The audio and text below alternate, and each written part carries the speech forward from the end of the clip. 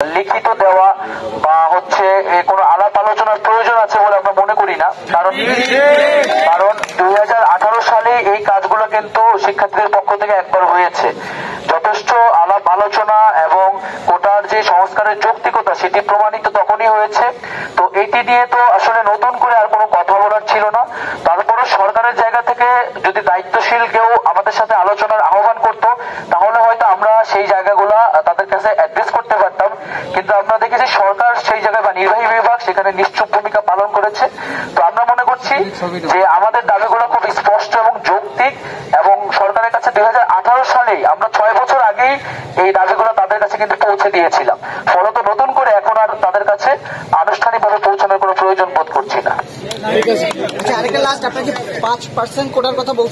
হ্যাঁ, আমরা ন্যূনতম মাত্রা বলতে 5% কোটার একটি সুপারিশ করছি। 3টা থেকে আমরা কর্মসূচি দিতে চাই, কিন্তু ছাত্ররা বলে যে সকাল সন্ধ্যা এবং অনির্দিষ্টকালের জন্য কর্মসূচি।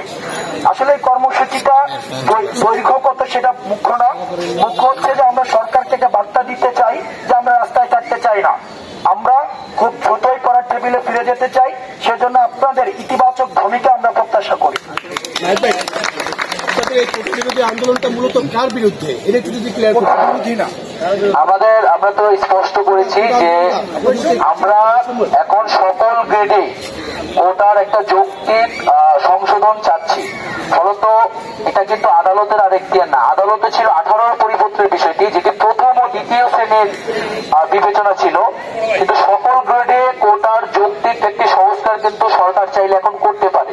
এটি আদালতের আওতাভুক্ত নয়। ফলত আদালতের সাথে আমাদের আন্দোলনের কোনো সম্পর্ক নেই।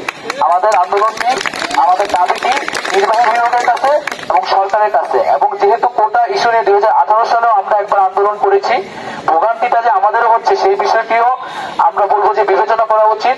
2018 সালে আমরা আন্দোলন করেছি, এখনো আন্দোলন করেছি। এখন যেহেতু রাজপথে আমাদেরকে আবার নেমে আসতে আমাদেরকে বাধ্য করা হয়েছে, ফলে কোটার চূড়ান্ত ফয়সালা না নিয়ে আমরা আন্দোলন থেকে